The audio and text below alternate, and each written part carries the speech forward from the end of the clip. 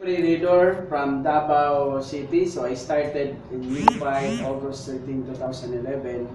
So hello guys sa mga OFW dyan na I'm willing to share about this kind of business nga amazing ang transformation na nangyari sa akin. 360 na bago yung buhay ko dito. So itong mga services na to na big time sa labas pero ngayon po affordable mo na po ma-avail. So itong business na to nag-start launching ang company to November 11, 2011. So, isa ako nabiyayaan na alam mo yun na dating wala. Ngayon amazing nangyayari sa life ko dahil ito sa business na to na akala mo big time yung business to before pero ngayon ino-offer na siya sa market. Yung company nito na nagpasalamat ako kay Press, si Manny Pascual na dati siyang nag-work sa Bangko Sentral. So, accountant siya by profession. So, yung naisip niya, yung advocacy niya, yung OFW, mapalesa yung charge. Now, yung remittance kasi medyo mahal. So, imagine yung remittance ngayon, kaya pala tinawag na buhay na bayani yung mga OFW dahil po nagpapadala sila sa Pilipinas. So, ang ginawa niya, nagtayo siya ng sariling IT company. Ang ginawa niya, nag-create siya ng tinatawag na ICAS o sa labas naman itong remittance. So pansinin niyo po ngayon si Western. Yan ang pinaka-booming ngayon. Si Cebuana, dati pong pawn shop, NPC, dati pong courier. Halos po lahat ng pawn shop ngayon nagre-remittance na. Pero po pag magne-negosyo ka po ng remittance, 1 million pala ang ban yan. So ganun siya kalaki pala yung tinatawag na remittance sa labas. So ang ginawa niya, yung remittance, dagdagan na lang yan ng mga services. So, itong services na to na one-stop shop na kahit hindi ka sa Unified, ginagamit mo na siya. So, itong amazing na to na i-share ko po sa inyo. We have 3 types of business. This kind of business. So, una, ang business namin, ito yung hub. So, yung hub, kailangan po ito ng location na para siyang Western. Pero ang good thing lang nito, itong 599, kasama na po ito lahat.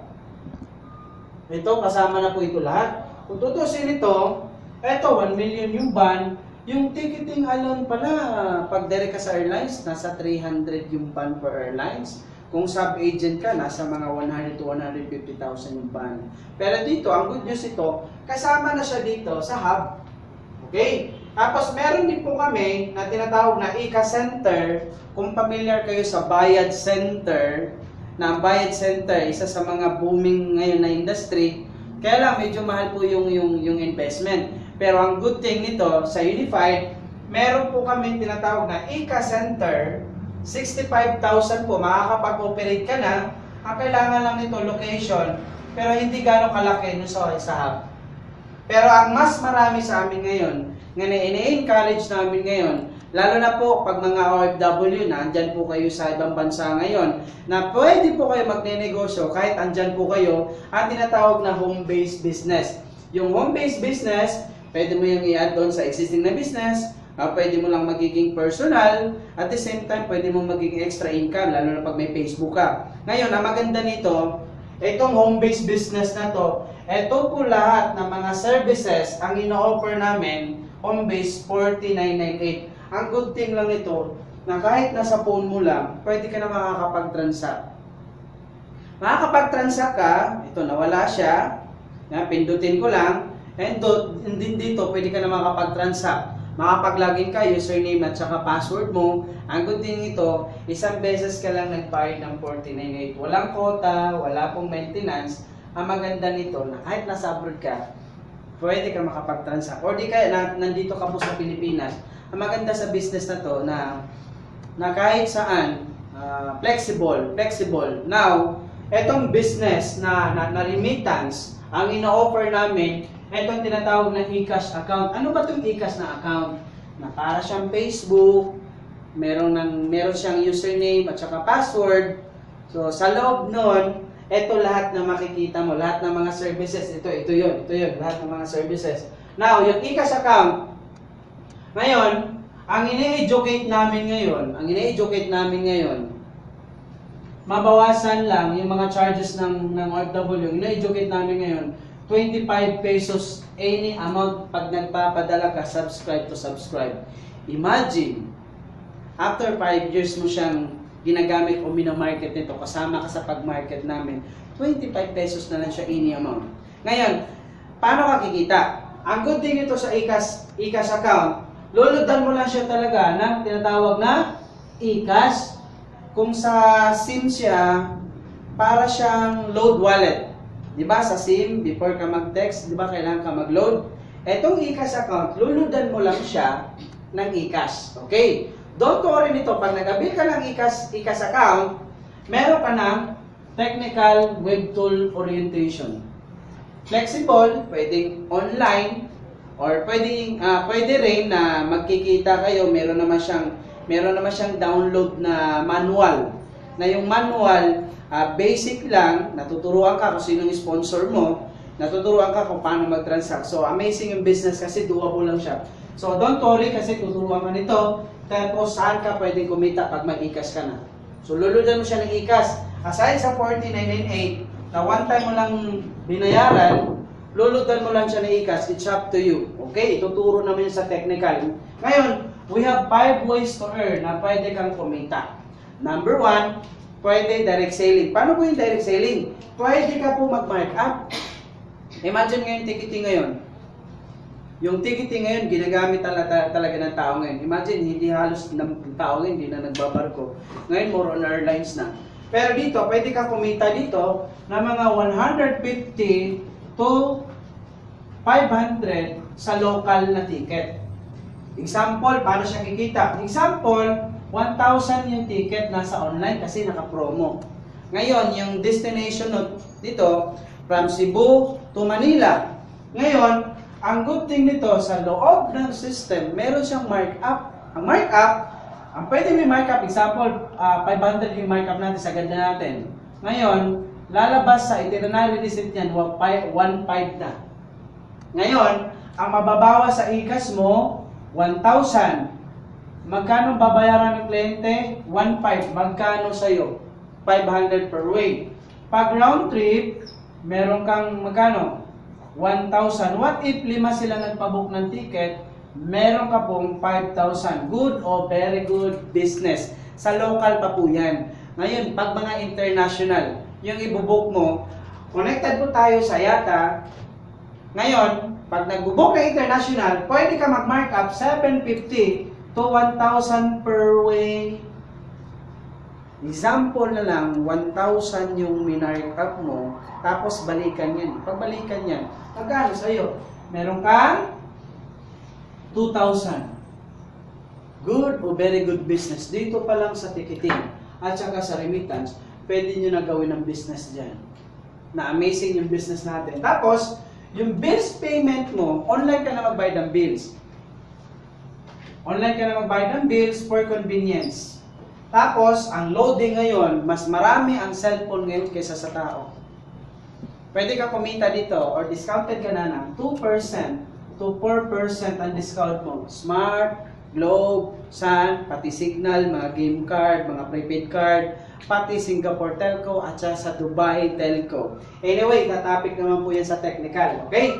Now, ang hotel at saka resort booking at saka travel and tour, ang good thing ito, meron po tayong agency nito, may sarili po tayong company, i-refer mo lang doon, pwede kang kumita per day, 100 to 150 per day. Kung 5 araw siya doon, di kikita ka kung 100 yung markup mo, meron kang 500 per day. Now, yung insurance, meron kang insurance, accident insurance sa Malayan, 100,000 ang coverage niya, accident for good for 1 year, then 10,000 na burial assistant, ang charge lang sa system niya 75. Sa 75, pwede ka mag-mark up ng 200 to 250. Ang good news ito, wala pa pong nag-claim sa amin ito. Pero ito, makakatulong po ito sa pamilya. Now, ito po yung traditional business natin o tinatawag na direct selling. Ang challenge nito, luludan mo lang siya ng iCash. Kung paano mo siya gawin. Okay? Now, asa mag-i-start dito, mag-undergo ka lang talaga ng technical. Pero ang good thing ito, while na nag-aaral ka, pwede ka pang kumita ng extra income kasi 5 ways to earn ang pwede mong kitain. Now, kahit ano, maliit lang. Gusto mo ba malibre yung bills mo sa bahay? Gusto mo ba ng free e-cash? Or malibre yung travel mo? So, paano po yan? While na nag-aaral ka, pwede ka mag-repair. Although ngayon normal naman po ang repair, lalo na sa ang dami na ngayong marketing. Pero ang good thing sa marketing namin, ang nakuha mo traditional business na. Kung mag-repair ka, good for you. Makakatulong ka sa ibang tao. Kumbaga, magiging channel of blessing ka sa kanila. Paano po kikita? Meron tinatawag tayo na direct referral incentive. Your account, meron ka tinatawag dito na genealogy, this is you, your account, eto business mo na to, magma-mark up ka, kahit saan, pwede mo siyang gawin. Ang good thing ito, pwede ka mag-repair. Okay? Example na lang. May kaibigan ka na dalawa lang, na gusto nito. Kung ano yung business na kuha mo, ganoon din ang business niya. So, hindi po tayo naloko ng tao. Kung ano yung business mo, ganoon din ang business niya. I-share mo lang. Pag nag-share ka, si A, naka-share ka, meron kang 1,000 per account. Direct na po yan, diretso na po yan sa tinatawag na e-cash mo, real time. Now, pag si B naman kumuha din, meron ka another 1,000 plus 1,000. So magkano sa'yo? Imagine, meron ka ng 2,000 na e-cash. Yung e-cash, pwede mo siya i-withdraw or di kaya, pwede mo siya i-remain para pambayad mo ng bills. Good o very good. Nalilibre na yung bills mo sa bahay. Okay? What if 10 yung na-refer mo? Meron kang 10,000. Good o very good business. I-refer mo lang. I-share mo lang itong video na to para makita din nila kung how it works ng business na to. Now, posible ba si B, meron din siyang na-refer? Simple ba? Ito si A, na-refer din. Ito, nakapag-refer. Ito, nakapag-refer. Now, siya ang may 1,000, siya ang may 1,000. Pero ito, hindi mo na ito kakilala. Meron ka pa rin indirect referral na 60 pesos. Imagine, hanggang 10th level po yan, 60. Hanggang 10th level po yan, na meron ka pong tag 60 pesos. Kahit hindi mo na siya kakilala. Ngayon, magpo-flow to kung maganda ang business natin. And then, ang amazing nito, number 4. Meron kami tinatawag na sales match bonus. Paano po yun? Babasahin ng computer nito, Team A at saka Team B, may bonus ka pa ng 1,500. 1,500. Example, dalawa lang na-refer mo, 1,500 plus 2,000, meron ka ng 3,500. Alin ba yung mga madali? Mag-share o mag-transact? Pwede ka mag-share, pwede ka mag-transact. It's up to you kung saan ka kampante. Okay, now, eto, hindi mo na siya kakilala. Nag-refer sila, tama? Pero ang good thing nito, babasahin pa rin ng computer yan, 1,500. Kaya lang may maximum limit. Ang limit ng company, babayaran ka ng company hanggang 60 pairs per day. Amazing, per day ang yung maximum limit niya. Now, kung i-times natin to, 1,500 times 60 was 90,000 per day ang potential income kung i-share mo ang concept. Nakatulong ka pa sa ibang tao, pero ikaw, meron kang 90,000 per day. Now, kung i-monthly natin to, for 30 days, 2.7 million ang potential income in one account. Imagine, pag ikaw mag-refer na kung magiging part ka ng company. Pero ang good thing nito, yung pang-5. Yung pang-5 kasi, tinatawag to sa iba, sa amin, residual income. Yung iba naman, rebates. Yung iba naman, royalty. Ang maganda nito, meron ka, lahat ng transaction nila, meron kang residual income. Example na lang. Kung ikaw nag-book ng ticket na sarili mong system, syempre makita ka, tama? Okay. Imagine na lang nito, kahit hindi ikaw nag-book ng ticket pero may kita ka pa rin. Paano? Lahat ito, subscribe mo, lahat. What if ito nagbo-book ng ticket? Pag nag-book ng ticket to, imagine, may 10 pesos ka sa local per transaction, per way, real time, papasok na kagad sa ikas mo. Pag international, ang ibubook niya, ito nag-book na international, may 25 pesos ka na residual income. Okay. Now, what if nagbabayad sila ng bills? Hindi mo na sila kakilala. Ito, nagbayad ng bills, per transaction sila, may piso ka. Ngayon, nagremitan sila, may piso ka din. Ngayon, nagbenta sila ng insurance, may piso ka din. Imagine, alin dito yung doable nito na babayaran nila monthly? Yung doable na babayaran nila. Itong bills. Itong bills, ito po yung pinaka-stable sa lahat. Mas stable pa po yan sa job. Bakit? Kahit wala kang trabaho, babayaran mo yung bills. Ang goal namin mag-asawa nito, malibre lang yung bill sa bahay. Kasi ito, permanent. Yung income sa labas, temporary lang. Imagine ito, nakapag-create ka ng organization, ngayon nagbabayad lang ng bills. Example na lang, nakapag-create ka after 5 years. Kahit mga 5,000 lang, distributor. Accumulation, ngayon nagbabayad lang ng 3 bills yan. 3 bills, meron kang 15,000 monthly. Ang tanong, magpapaalam pa ba sila kung magbabayad sila ng bills? Di ba hindi? Imagine na lang, every year na lang sila magbubuk ng ticket.